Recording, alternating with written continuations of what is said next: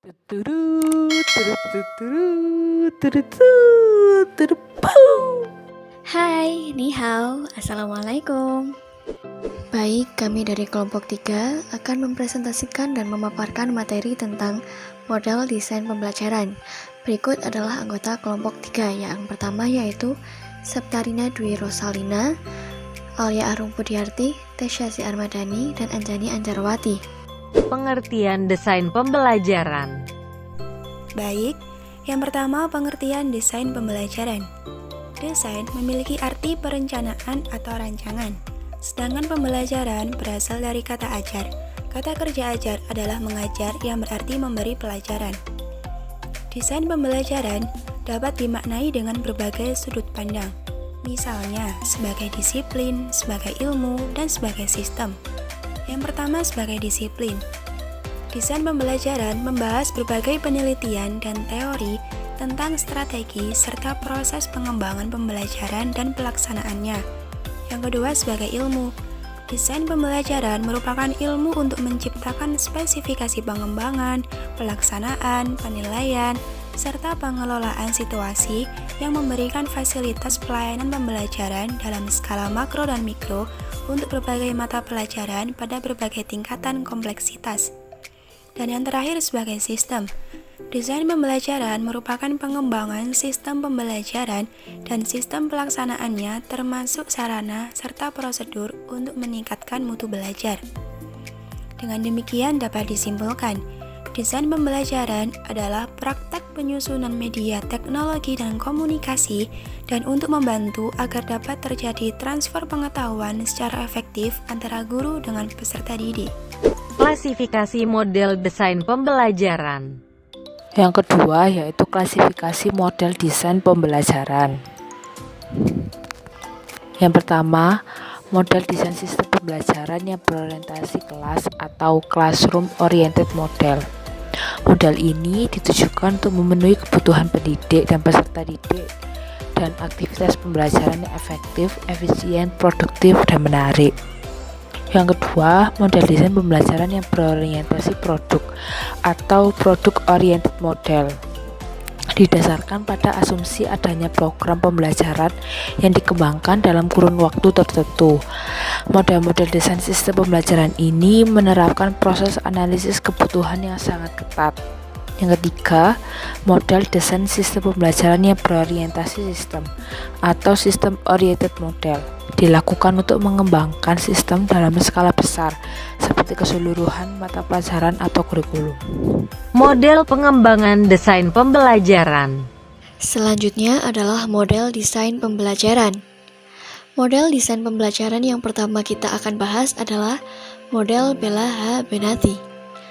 Model yang dikembangkannya ini berorientasi pada hasil pembelajaran, sedangkan pendekatan yang digunakan adalah pendekatan sistem, yakni pendekatan yang didasarkan pada kenyataan bahwa kegiatan belajar mengajar merupakan suatu hal yang sangat kompleks, terdiri atas banyak komponen yang satu sama lain harus bekerja sama secara baik untuk mencapai hasil yang sebaik-baiknya. Model yang kedua adalah model ADI. Model ini bersifat generik, muncul pada tahun 1990 dan menggunakan 5 tahap pengembangan, yaitu yang pertama adalah model analisis atau analisa, model desain atau perancangan, model development atau pengembangan, model implementation atau implementasi atau eksekusi, dan yang terakhir adalah tahap pengembangan evaluation atau evaluasi umpan balik. Model desain pembelajaran yang ketiga adalah model Azure. Model Azure merupakan suatu model yang merupakan sebuah formulasi untuk kegiatan belajar mengajar atau KBM yang dapat disebut juga dengan model berorientasi kelas. Menurut Heinich et al. 2005, model ini terdiri atas 6 langkah kegiatan, yaitu yang pertama adalah analisis belajar, yang kedua adalah menyatakan tujuan. Dalam maksud, menyatakan tujuan adalah tahapan ketika menentukan tujuan pembelajaran, baik berdasarkan buku atau kurikulum.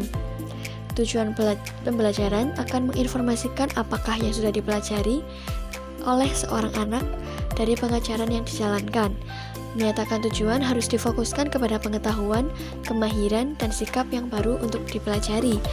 Yang ketiga adalah langkah pemilihan metode, media, dan bahan. Menurut Heinisch et al. 2005, menyatakan ada 3 hal penting dalam pemilihan metode, bahan, dan media, yaitu menentukan metode yang sesuai dengan tugas pembelajaran, dilanjutkan dengan memilih media yang sesuai untuk melaksanakan media yang dipilih, dan langkah yang terakhir adalah memilih dan mendesain media yang telah ditentukan. Yang keempat adalah langkah penggunaan media dan bahan. Pada hal ini terdapat 5 langkah bagi penggunaan media yang baik, yaitu preview bahan, sedia bahan, sediakan persekitaran, belajar, dan pengalaman pembelajaran. Yang kelima adalah partisipasi pelajar. Dalam artian di dalam kelas sebelum belajar dinilai secara formal, pelajar perlu dilibatkan dalam aktivitas pembelajaran seperti memecahkan masalah, simulasi, kuis, atau presentasi. Yang terakhir adalah langkah penilaian dan revisi. Penilaian yang dimaksud melibatkan beberapa aspek, di antaranya menilai pencapaian pelajar, pembelajaran yang dihasilkan, memilih metode dan media, kualitas media, penggunaan guru, dan penggunaan pelajar.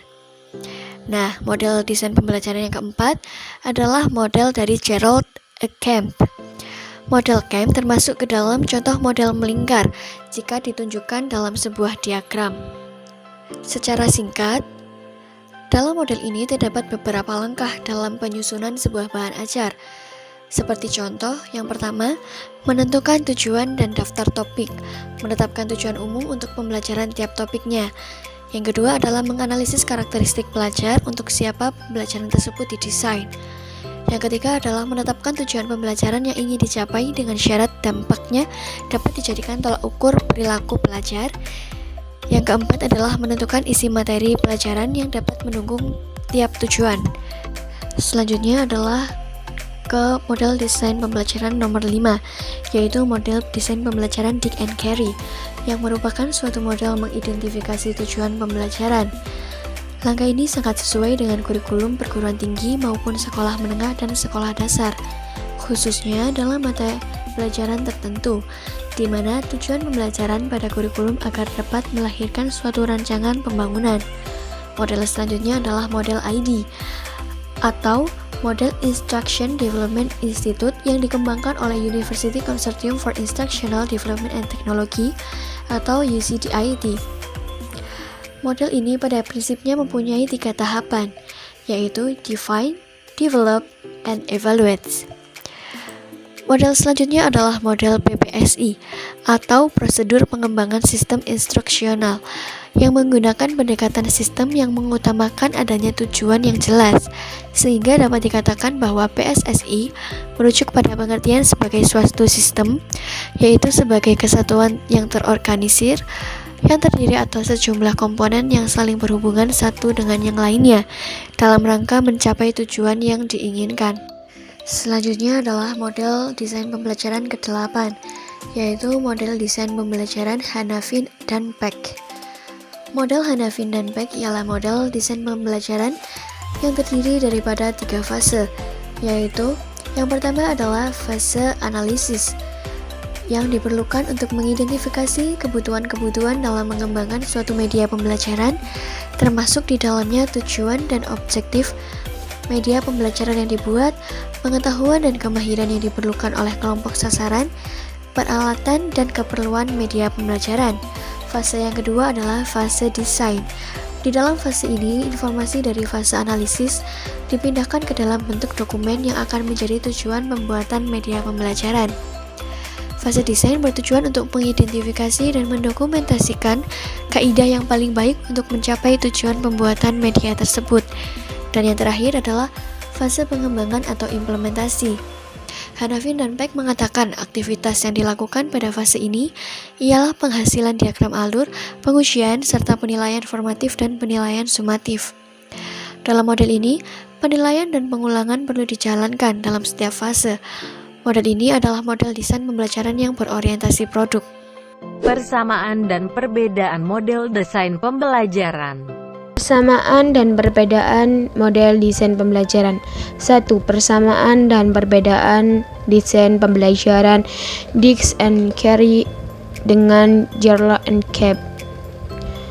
Persamaan dua desain tersebut adalah model Dix and Carey memiliki kemiripan dengan model Kemp dengan perancangan dan pengembangan perangkat pembelajaran. Sedangkan model Kemp memiliki persamaan dalam pengembangan dan perancangan seperti model. Selanjutnya, perbedaan antara dua model tersebut. Yang pertama, di dalam model ini, dari tahap ke tahap lebih mementingkan siswa atau peserta didik dalam pengembangan setiap rancangan. Yang kedua, di dalam model Kemp, rancangan tidak beraturan sehingga dapat memilih terlebih dahulu yang akan dilaksanakan. Yang kedua, persamaan dan perbedaan model pembelajaran Exur dan pembelajaran EKD. Dua persamaan model pembelajaran tersebut adalah: 1. Di dalam model Exur, model ini dapat dalam penerapannya sederhana dan relatif mudah seperti model Kemp. Model ini harus berurutan dari tahap ke tahap dalam pelaksanaannya. Yang kedua, dalam model EKD dilakukan revisi terus-menerus dalam setiap tahap yang dilakukan seperti model-model yang lainnya. Akan tetapi, dalam model EKD tidak dinyatakan dengan jelas atau tidak dijabarkan. Selanjutnya, perbedaan dari dua model tersebut.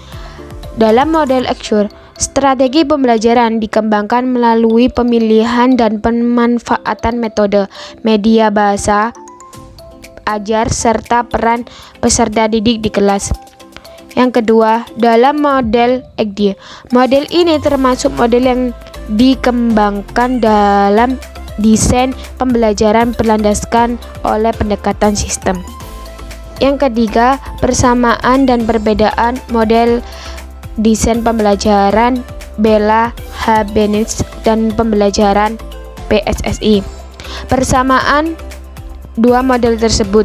Yang pertama yaitu model desain pembelajaran Bella, lebih merumuskan tujuan, mengembangkan teks dan menganalisis kegiatan pembelajaran.